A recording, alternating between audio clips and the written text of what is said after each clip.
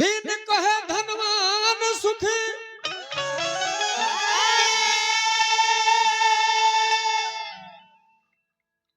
धनवान कहे सुखी राजा को भारी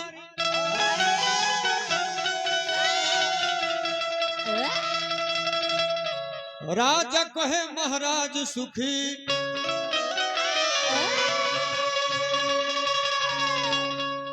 महाराज कहे सुख इंद्र को भारी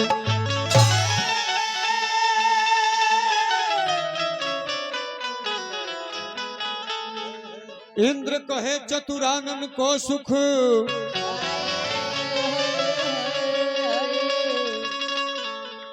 चतुरानन ब्रह्मा जी इंद्र कहे चतुरानन को सुख चतुरानन कहे सुख विष्णु को भारी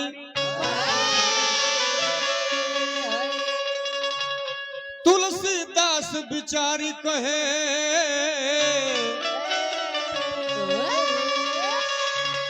हरि भजन बिना सब जीव दुखारी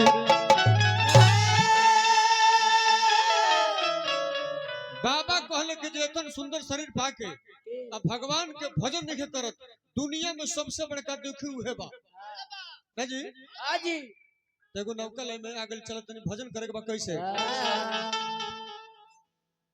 आनंद जी की तरफ से बड़ी बड़ी पुरस्कार रहल हम तो दिन बुझ गनी हां रवा गरनी बनिया लोग की और वह कहू लोग बड़ाई करे कि इतना प्रभावशाली लोग है बाबाई एक एक गरीब लोग चल जाओ मदद करे खातिर तो यहाँ एकदम तैयार रहे 12 बजे 2 बजे रात के और आदमी की समाज सेवी होके के चाहिए समाज में रउआ का चेयरमैन कर विधायक भी बने के चाहिए जौन से कि क्षेत्र के गरीबी दूर हो जाए बहुत बहुत पुरस्कार पर भगवान सागर कर थावली माई कृपा बनो ना बबुआ कहे के बा कैसे कि मानुष जन्म पावल अरे बुझा जन आसानी बा हरि के भजन पगला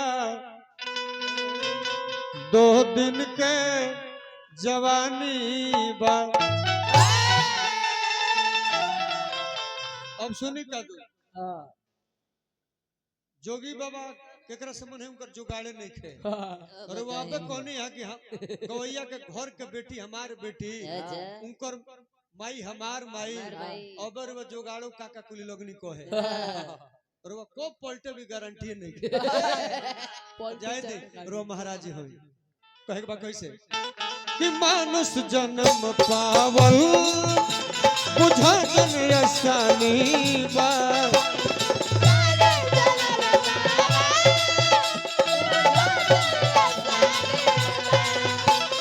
हरि के भजन पगला 2 दिन के जवानी बा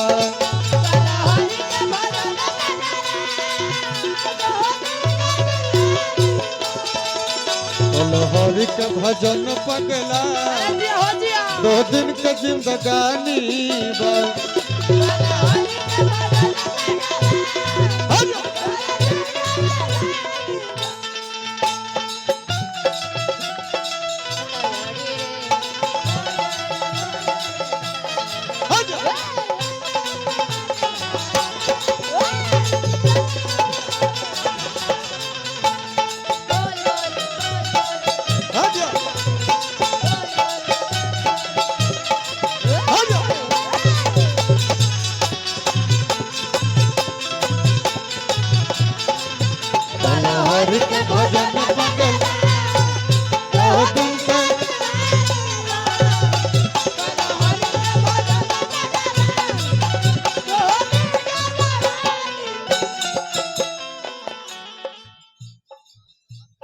स्वर्गीय ज्वाला प्रसाद जी के बबुआ संजय यादव जी कहाँ बने वहां के देखिए मुक्त कहानी यही से बेटा बेटी में कहा लोग कहला यही से बेटा पैदा कर जाला आई है श्राद्ध हो शास्त्र जवन शास्त्र के विधि से व्यास सेमड़ी सुखनंदन यादव जी कहले श्राद्ध जवन शास्त्र विधि से कल गई बा 10 दिन पानी दहनी महापात्र के बुला के पिंडदान करनी एकादशा करनी अब ब्राह्मण के ब्रह्म भोज करा धोनी करे के शास्त्र किया हुआ को विधि को श्राद्ध कहते हैं। संजय बाबू तब साहिल बा बहुत बहुत पुरस्कार भगवान सागर परिवार पर आशीर्वाद रहे और आत्मा के स्वर्ग में स्थान मिले। जौना आत्मा के अंतिम विदाई में हमने के भजन गाओ तन जाए। ये महाराज हमने के हम पुरनिया लोग बात बात में वेद के सार कह दिला बबुआ। लोग कहला कि भाग मर्दवा का है कोई बड़े जिंदगी 2 दिन के बाद तो विचार करे तो लोग सही कहला। कैसे आनंद जी कैसे जिंदगी 2 दिन के बाद दिन आवे के एक दिन जाए के और तो सब जीवन हो। कल हरि के भजन पगला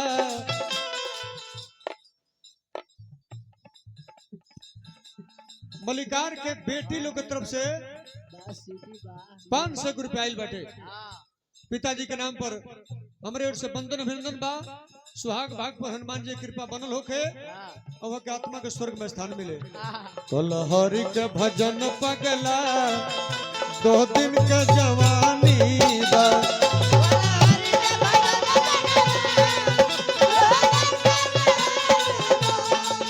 घूमी बस्ती में मस्ती करत बाड़ हो। थोड़ा थोड़ा बतिया पर लड़त बाड़ हो। देखावे लसान काहे करल गुमान। देखावे लसान काहे करल गुमान। काहे खातिर बसतपुर के बाबू साहेब बाड़े आनंद जी 2 भाई बाड़े आ 3.5 दूर जमीन खातिर केस चल गई बा सुप्रीम कोर्ट।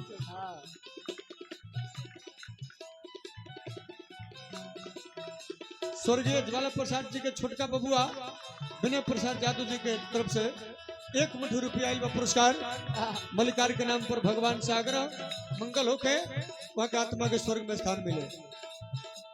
तो कहे के भाव बा कैसे 3 धुर जमीन खातिर केस चल गई सुप्रीम कोर्ट। काहे खातिर आदमी हो अरे भाई न हो आ 3 धुर जमीनिया खातिर 9 कट्ठा इंकर बेचा गई 13 कट्ठा इंकर बेचा गई। काहे हो घूमी बस्ती में मस्ती करत बाड़ हो। थोड़ा थोड़ा बतिया पर लड़त बाड़ हो। देखावे लसान काहे करल गुमान। ढेर दिन ना फोटानी बा। कल हरि के भजन पगला 2 दिन के जवानी बा।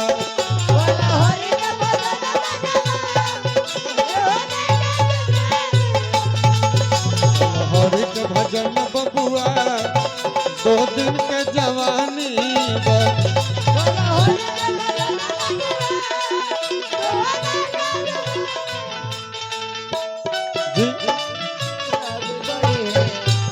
लोग का जकरा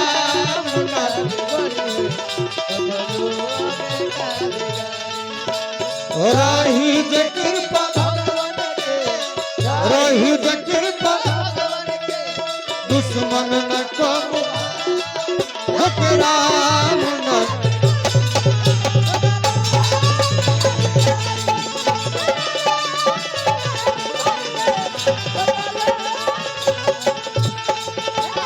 हरि के भजन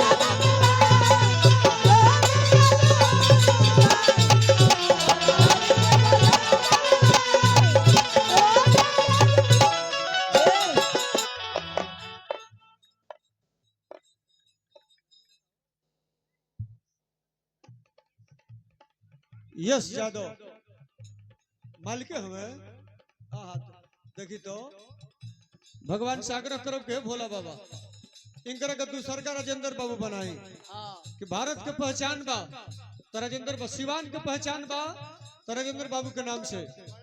तो बबुआ राजेंद्र बाबू बनस कि फिर एगो हमने के पहचान बनो। नेता तो बहुत भेल रतन भेल तो राजेंद्र बाबू कहे के बा कैसे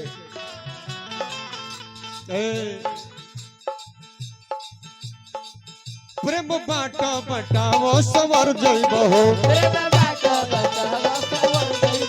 कृपा कृपा भगवान के होई तू तर जइबहो कृपा भगवान के होई सुधर जइबहो। 9 प्रकार के भक्ति होला आ 9 गो में एगो भक्ति जरूरी बा। रउवा कुछो लूर नहीं खे तो सबका से राय से रही भगवान के कृपा हो जाई। प्रेम बाटा बटावो सवर जइबहो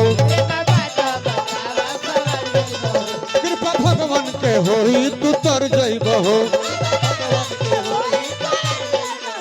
आजमा के देखो अपना के देखो आजमा के देखो अपना के देखो इस संतन के बानी बा।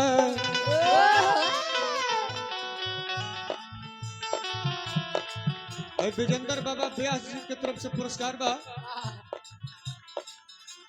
बाबा के पाव लगतनी आशीर्वाद बन रहे। अजमा के देखो अपना के देखो इस संतन के बानी बा।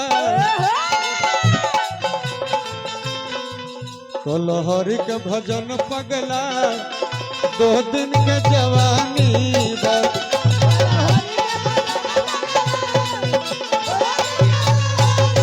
कलहरी के भजन पगला 2 दिन के जवानी बा।